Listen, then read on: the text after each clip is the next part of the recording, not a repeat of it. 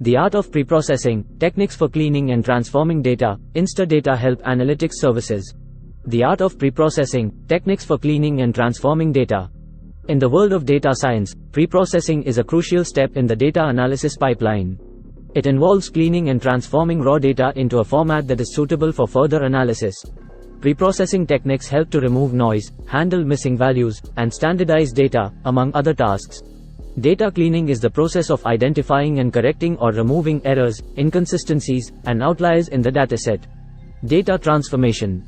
This step helps to normalize the data, reduce skewness, and improve the performance of machine learning algorithms. Some common data transformation techniques include feature engineering.